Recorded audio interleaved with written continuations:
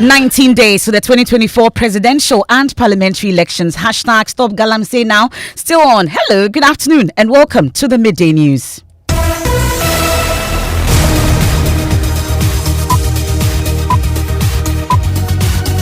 The Midday News is live on Joy 99.7 FM here in Accra and Kumasi. We are on Love 99.5 FM. We are on Hits 103.9 FM here in Accra. MyJoyOnline.com. We are also live in all 16 regions of Ghana. A1 Radio in Bolgatanga. We are on ATL FM in Cape Coast. We are live on X Spaces. We are on Facebook. The Midday News is supported by Petrol Soul Platinum Energy, energizing dreams. This afternoon, minority in Parliament is calling for the immediate arrest of the CEO of Lamens Investments Africa, the company implicated in the repackaging and distribution of allegedly expired rice to senior high schools. The NDC caucus demands the immediate arrest and prosecution of the directors of Lamens Investment Africa Limited, Mr. Ajefi Mensah and Simon Ejeyi. The Ministry of Education must be probed for their conduct in this despicable affair. The group is also calling for sanctions against the head of the buffer stock company, plus the Food and Drugs Authority stance on the matter. Did FDA authorize the rebagging without the best before date or expiry date as required by LI 1541? We have details of that, plus reactions also from health insurance fraud and sexual abuse to patient theft. The Medical and Dental Council is overwhelmed with complaints of professional misconduct and is actively investigating for potential sanctions. There are instances where doctors have engaged in some health insurance fraud, engaged in unprofessional boundary issues, but more importantly, we have had issues of sexual assault. Also, medical practitioners implicated in the patient abandonment case at the Winneba Trauma Hospital could lose their licenses. To look at the degree of involvement of the practitioner. Right. Okay. That is only because the medical director, the head of the institution, was cited in the matter. Okay. And he is a registered practitioner. And all sides on Parliament as the Council of State Chiefs and economists beckon for a recall of MPs to attend to crucial government business before the time runs out on the 8th Parliament. It has serious consequences for governance, like the budget. You know, from January, there will be no money to pay anybody. All public servants cannot be paid. We should find time to sit down and talk so this nation can progress. That a country that we have serious problems on our hands, that we discontinue government business and we are waiting. We have sports. Black Stars coach Otuadu says hatred from Ghanaians is part of the reasons the team failed to qualify for AFCON 2025. That and more in this afternoon's edition of the Midday News. I am Emefa Apawu. Please do stay on for details. Many thanks for choosing us. This is your home of independent, fearless and credible journalism. We're digging now, and the minority in Parliament has called on President Akufo-Addo to cause the arrest of the CEO of Lamens Investments Africa, the company at the center of the repackaging and distribution of expired rice to senior high schools in February this year. MP for North Tongue, Samuel Okujeto-Ablaka, while addressing the media, bemoaned the president's silence on the matter, which has garnered attention the past few days. He also urged the president to, as a matter of urgency, call for an investigation and sanctioning of the board of the National Food Buffer Stock and other persons implicated in the distribution of the expired rice. This company, Lamens, is notorious for offering unwholesome food to senior high school students. A 2021 Auditor General's report exposed Lamens for endangering the health of students with their contaminated food. They were also engaged in undersupplying food items. Lamens should therefore have been blacklisted as far back as 2021 if our institutions were working in the national interest. It is significant to point out that Lamens has admitted to its wrongdoing and agreed to pay an administrative fine of 100,000 Ghana cedis. Indeed, additional intercepted documents confirm that Lamens paid a 50% deposit of the fine to the Food and Drugs Authority, amounting to 50,000 Ghana cedis. It was received by the FDA on January 5, 2024. Ladies and gentlemen, FDA insiders say that the untouchable Lamens has since refused to pay the remaining fine. Can you believe that? After endangering the life of our students, all they have suffered is a slap on the wrist, 50,000 Ghana cedis, peanuts, and they are even refusing to pay the rest. Initially, the FDA intended to fine Lamens 150,000 Ghana cedis. And then 2, dispose the 15,000 bags which had been repackaged at the time of the alert. And then 3, issue an immediate disease order to stop further repackaging. However, intense political pressure thwarted the FDA's original plans. Aside from the demand for the arrest, the minority demands answers to some 20 questions. So we want to know, is it the FDA, since the Minister of Education has become the defender of Lamens, did the FDA ask Lamens to change the origin from India to Ghana? We also want to know, did FDA authorize the rebagging without the best before date or expiry date as required by LI 1541? And you see how criminal these people are. Even if they claim that there was this strange extension, why not state it on the bag? So that as the headmasters are feeding our students with this food, they won't go beyond April. Don't forget we are now in November. Why did they not state it? Why did they conceal this? Why do we treat human beings, our own children, our own citizens like this? Why did the FDA not destroy the contaminated Moshosho rice as its internal memo of December 29, 2023 had initially recommended? Why is the Ministry of Education compelling high schools to receive repackaged food items without expiry date? This trend is so dangerous. And headmasters and CHAS are also tolerating this. Well, let me bring in the PRO of the Ministry of Education, Mr. Kwesi Kwarteng. We are grateful for your time here on the Midday News. So this is a matter that you mentioned that some internal investigation was underway. What exactly have you been able to find, and have there been any sanctions so far? I think we've communicated that to the public earlier on. I don't know if I'm expected to repeat what we've already communicated to the public. It's interesting that you say that you've already communicated, but let me find out from you. If you say you've already communicated, there are questions that have come up. Did the FDA authorize the rebagging that you talk about?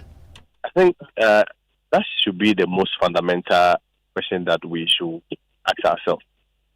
At the end of the day, the understanding that I have from FDA is that FDA had declared the product wholesome and safe for consumption. For me, as a spokesperson to the Ministry of Education, of course, representing my boss in addressing some of these concerns, that is our priority. That ultimately, or at the end of the day, the question of whether or not the food was wholesome, was safe for the consumption of human beings, whether or not FDA approved. I mean, the answer is affirmative, that yes, FDA approved it. For me. And you have evidence for that. Can you release that approval that the FDA gave for the rebagging? It's on my Facebook page. You can also get to FDA and get the document. It's a public document. I got it from FDA. I've shared same. The approval came on the 15th day of January 2024. I mean, I am surprised because I do not understand why Mr. Blakwa should be disappointed that FDA is confirming that the food was wholesome. I thought the whole intention was to fight for the safety and well-being of students. So if at the end of the day it comes out that FDA had already made a determination and declared the food wholesome and safe, I mean, where from this whole drama and dragging of issues? You call it drama? No, you see, we should separate the facts from the dramatization of it. The fundamental question is whether or not FDA approved whether the food was wholesome or not. But there are concerns that there were big hands involved in this matter. For which reason? Let me finish. For which reason maybe someone's hands were actually forced to do what they were not supposed to do? Have you also considered that? I don't think this is a fair question even to come from you. Why is it not fair? Is it strange? Is it strange? To speculations and assumptions that people's hand was in it. In the first place, I'm not sure my role as a spokesperson is to respond to assumptions and speculations by a member of parliament who lays claim and refuses to support such claims with evidence. Whose hand? He is a minister. He has been a minister for education before. He is a member of parliament. If indeed he suspects stand in some of these things. There are forms of addressing that. I'm not sure I'm in the right position to affirm or denounce. I don't speak for FDA. I don't speak for Lamens. What we did as a ministry was not to sit there unconcerned. So clarify for me. When you ask question, can I land? Finish. There was an issue. We made findings or investigated same and then communicated our findings to the public. And our findings was that at the end of the day, the FDA declared the food wholesome. Okay, so you've landed. Let me finish. You've landed on that. So at what point then did the FDA sanction Lamens Africa? Why? I really did not want to go into this, but you see, the point is that let's put things right information out there. Please answer directly. Directly, sir. FDA sanctioned Lamens for not getting approval to repackage, not the wholesomeness of the food. They did not get approval. There is a letter that was written by Lamens to FDA to get an approval to repackage. But the FDA's case was that since the extension of the best before date has been granted, you have to attach that document in any school where you supply the food. But Lamens did not listen. They went ahead to repackage the food against the fact that FDA had not granted an approval for repackaging. And you insist that Lamens did nothing wrong, even though they were sanctioned by FDA for not seeking approval for this repackaging. But I'm wondering, why did they have to even repackage if there was nothing wrong? Emefa, let's speak to facts. We can have our own. Our own. I think that's what we are doing here. We are not here to talk about opinions. We are sticking to the facts. So in that case, you don't ask judgmental questions. Ask questions. What is judgmental about the question? Why did they have to repackage? Is the concern? If there was nothing wrong with the rice, why did they have to repackage and change the name of the country of origin? Why did that have to happen? Respectfully, I don't speak for FDA. The document that I shared on why they wanted to, they need to repackage, the document is a public document. You can find out, you can speak to the company. I can only speak to what we have found as a ministry. That for me is the most important. What we found is that FDA declared the food wholesome. If you dispute that, FDA is the right agency to speak to that. I don't speak to why FDA sanctioned and why FDA did not do that. That's why the company did it. For us, our priority as a ministry is to find out whether the food was wholesome. And we have found out the food was wholesome. That ends it for the Ministry of Education. Okay, so from the Ministry of Education's point of view, nothing untoward happened. It ends the matter. I'm asking. From the Ministry of Education's point of view, the food was wholesome as declared by FDA. And for us, that is the most important thing. And so nothing untoward happened. The investigations from the Ministry of Education's point of view ends here. I'm not sure if I wanted to use that word, I would have used that. For us in the Ministry of Education, I repeat, our priority was to see to the safety and well-being of our students. We asked FDA, we spoke to the director in charge of FDA, we spoke to the boss there. They provided us with evidence and documents that shows that the food was wholesome and safe. For us in the Ministry of Education, that is our priority. So investigation continues or it ends on the part of the Ministry of Education? We've put out our findings. If there is any other issue that comes up, we'll let the public know. But for now, that is our findings. We are grateful. That's the PRO of the Ministry of Education, Kwesi Kwating there. Now, let's focus on some other stories. And from insurance fraud and sexual abuse to patient theft, the Medical and Dental Council says it is overwhelmed with complaints of professional misconduct among medical practitioners and actively investigates the cases for potential sanction. The president of the Ghana Medical Association reviewed disturbing trends among some doctors and practitioners during the annual general meeting of the Volta Regional, in the Volta region, I should say. Now, speaking to Joy FM Ultimate Health Program, the registrar at the Medical and Dental Council, Dr. Divine Banyubala, says the situation is getting out of hand. People, there are instances where doctors have issued excuse duties improperly in the professional sense. Okay. There are instances where doctors have engaged in some health insurance fraud. Okay. Fictitious claims and things like that. And those matters would then be looked into. There are instances where practitioners have, for example, engaged in unprofessional boundary issues. Okay. So there have been instances where they have either harassed patients, or their relatives who are under their care. All forms of harassment. All forms of not just harassment. Sexual. Not just sexual. Okay. And then, but more importantly, we have had issues of sexual assault in a few cases. Where a doctor violates a patient in a manner that is completely unacceptable. Last month, the Ministry of Health escalated a case involving alleged medical misconduct at the Trauma and Specialist Hospital in Winneba in the Central Region to the Criminal Investigation Department and the Attorney General's Department. Well, this action follows an investigation by the Health Service which uncovered serious misconduct by certain hospital officials about the death of a patient who was transferred to Ojobi, where she was abandoned until her demise. The Medical and Dental Council has also started investigations to establish whether or not the doctors involved acted unprofessionally.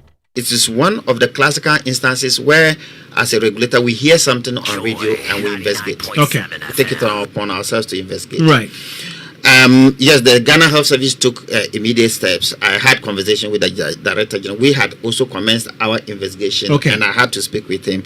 And he set up a team. They've kindly shared with us the report of that team. Okay. As we speak, the matter is before us, so I will not be able to speak. I was just thinking to look at the degree of involvement. I'm just thinking of the practitioner. Right. Okay. That is only because the medical director, the head of the institution, was cited in the matter, okay. and he is a registered practitioner, okay. and therefore, we need to go into it and see whether it's not just a technical competence issue, but whether his conduct in this matter reflected the conduct that is expected of right. Let me bring you back.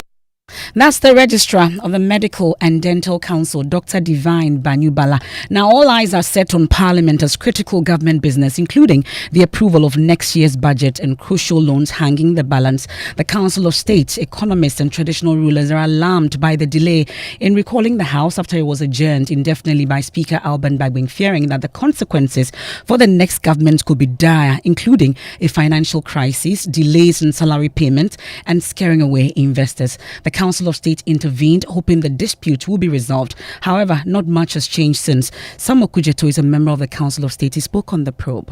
That day he was actually traveling to Australia when we gave him the advice. But the subsequent action, we thought that has muddied the stream.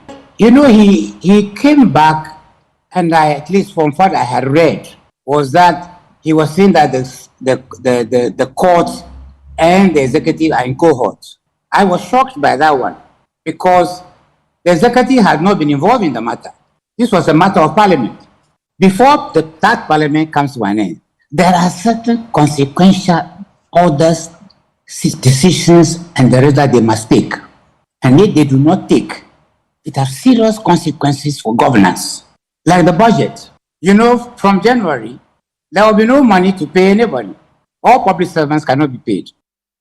Well, we've also been hearing from the paramount chief of the Amfuega traditional area and president of the Volta Regional House of Chiefs, Togbite Prehodul IV, who's urging the two sides to resolve their differences for the nation's sake. So this is a situation where, notwithstanding what the NDC chairman has said, I still think that all the parties can sit down and talk in the interest of this nation called Ghana and in the interest of national cohesion.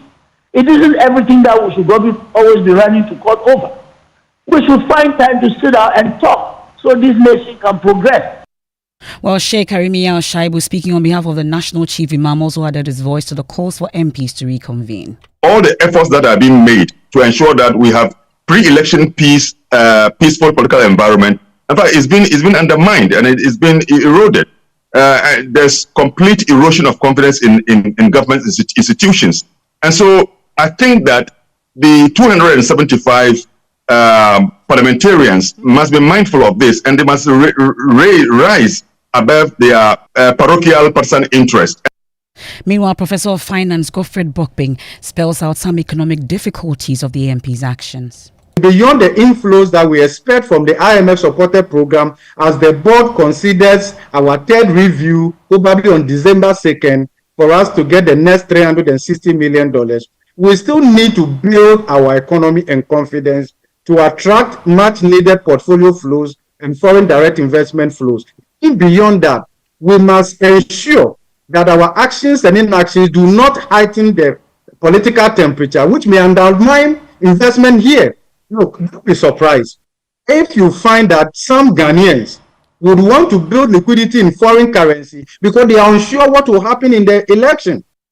Professor Godfred Bopping there speaking on the probe, taking us on a quick break here on the Midday News, live on Joy 99.7 FM here in Accra, Hits 103.9 FM in Accra, Love 99.5 FM in Kumasi, myjoyonline.com, and live in all 16 regions. The Midday News is made possible by Petrosol Platinum Energy, energizing dreams. We return from the break with sport, and later in our Street of Despair series, we'll take you to Kaneshi First Light, where foreign children as young as 10 years old, far from home, are fighting to survive. My parents moved from Niger because things there were difficult. At first, I begged, but now I make more money selling.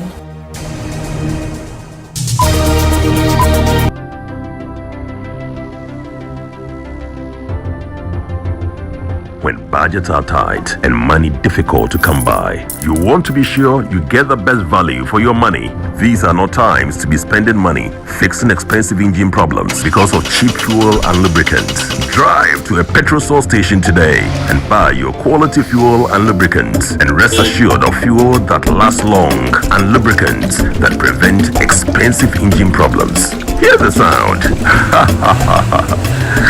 Petrosol, clean fuel in full quantity.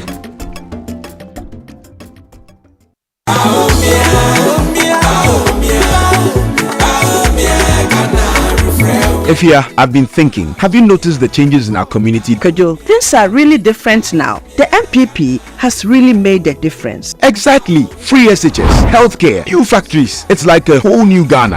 And don't forget, electricity is so much reliable now. I remember when we used to go days without light. True. The NPP has done a lot to improve the basics. Ajua is a beneficiary of free SHS, and now she is in university. And that's the kind of leadership we need. Someone who is focused on making things better for everyone. But Efia, still there are a lot more to be done for the development of Ghana. Absolutely, Kojo. The NPP has shown that real progress is possible. On December 7th, let's vote to keep this positive impact going. Vote number 1 on the ballot.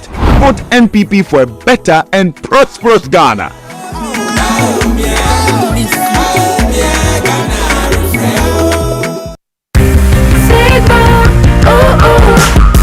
Make life easier with Sigma Appliances. Yeah. Your excellent go-to choice. 5 Sigma Appliances.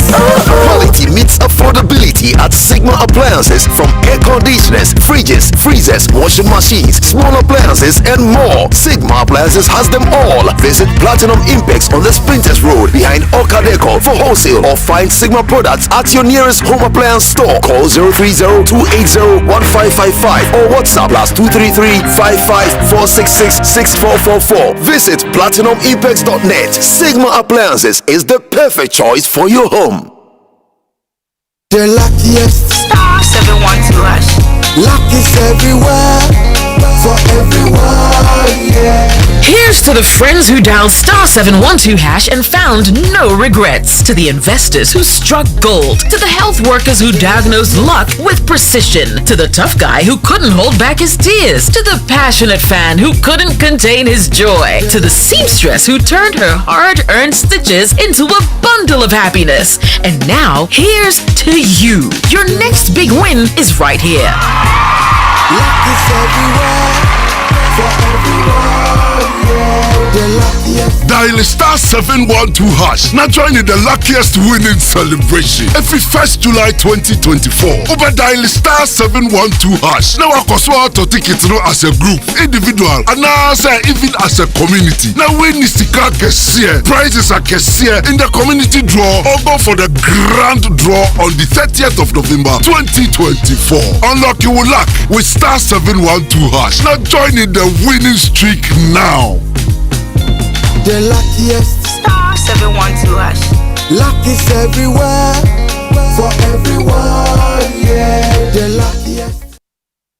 Time for sports here on the Midday News, and we're talking dollars. Well, what's happening? We're all in a state of inquest into why the Black Stars have failed to qualify for the AFCON for the first time since 2004. The head coach of the team has joined in.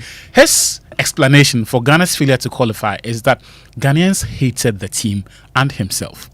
There was a lot of hatred coming from outside against me, against maybe the team, and yeah, I can just ensure you that I think in all, sometimes it affects the players, and we need support. That's all. If all of you want Ghana to win, we are barreled down now. If you don't want us to go to World Cup, then you can continue and then you can hammer on us, okay? But if you really want us to go to World Cup, we need support. That's all I can say. That's the man we are paying $50,000, eh? Yeah, that's what I do. Okay. Black Stars. Thank you. Let's do Streets of Despair. I'll take you to Kaneshi First Light here in the Greater Accra region, where children, some as young as 10 years old and far from home in Niger and Nigeria, are fighting to survive. Well, these children, once seen begging at car windows, are now selling goods at the median of our city's busiest streets, dodging traffic and finding ways to feed themselves. Joy News' Faustina Safo has been engaging some of them in the following report. I have come to one of the busiest intersections in the capital, Kaneshi First Light. Once the traffic light signals red, young faces appear through the blare of car windows with outstretched arms, warm smiles, and sometimes tear-filled eyes. They try to prick your conscience, hoping you spare a coin or two. These children, often from Niger and Nigeria, once upon a time survived mainly through the benevolence of passengers and drivers. However, their approach has changed. They have become vendors, selling products like cotton earbuds and brushes, striving to catch the attention of potential buyers. 10-year-old Aisha says she makes enough profit to feed herself and her parents. My parents moved from Niger because things there were difficult. We came here hoping for a better life. At first, I begged, but now I make more money selling. I can now cater for myself and my parents. For 10-year-old Fatih, selling car brushes provides her the dignity begging deprives her of. When I was begging, people used to stare at me a lot. Now I sell and I know they see me. It's not much, but I'm earning something and feels better. I make at least 20 cedis profits a day. This new path is far from easy, but they still push on. For Sinasafo, Joy News, Kaneshi First Light. And that's our Streets of Despair. Now, a young girl with end-stage kidney failure, Rosemary Buedu, will begin her pre-transplant workout on Thursday after the CEO of Engineers and Planners, Ibrahim Mahama, paid the $25,000 required for her surgery. Ahead of this, Rafiq Mahama, the special aide to the business mogul, visited the family to offer more support. Emmanuel Jivenu has more in this report. It was a moment of raw emotions as Rosemary's mother fell to her knees to thank Ibrahim Mahama, whose kindness has given her daughter a chance at life. The special aide to CEO of Engineers and Planners in Jetta Cement, Rafiq Mahama, visited the family to wish them well ahead of the pre-transplant evaluation this week. I was having a discussion with boss, that's Mr. Ibrahim Mahama. So he said it's important that I come here to see them and also make sure that everything is fine with them before they leave for the hospital.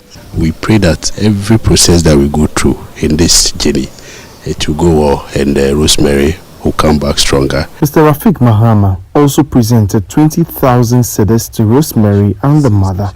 As part of the visit, he said I should please give you 20,000 cedis so that you use it for the meantime to take care of yourselves before you report to the hospital. For Rosemary, after years of enduring painful dialysis session and facing uncertain future, hope has finally found her. That's Emmanuel Jivenu's report taking us out today on the Midday News. Jackie, what are people talking about? Well, Emefa is very hot on a Monday afternoon like this. Ibrahim Mahama is still trending on social media after the extra donation they made today. But apart from that, a former president is trending, Johnny Jikum Kufuor, after his big interview yesterday on the bit where he spoke about the current vice president. Now, this comment is from DJ Slim, and he says that this is the first time in Ghana's political history where the ruling government is promising to deliver us from the ruling government. Hey, and Sadiq also says that with the current state of Ghana, I wonder who put us in that current state. So people have been sharing their thoughts on that. But away from that, South Africa is also trending. Chidima Adesina, the former beauty queen from South Africa, who later on went to Nigeria, she's trending. She won. She became the first runner for Miss Universe. And a couple of comments here. So Joe Kane says that South Africans will say nobody remembers the second place, but Nigerians will say you forever remember this particular second place. So there's a lot of trolling of South Africans on social media today. Thank you very much, Jackie. That's how we end today's edition of the Midday News. You're on Joy 99.7 FM. We're also on Hits 103.9 FM. I'll hand you over to Doreen Aview for the entertainment news. Birthday, happy birthday, Doreen Aview. And there's more when you log on to myjoyonline.com. I am Emefa Apawu. Have a good afternoon.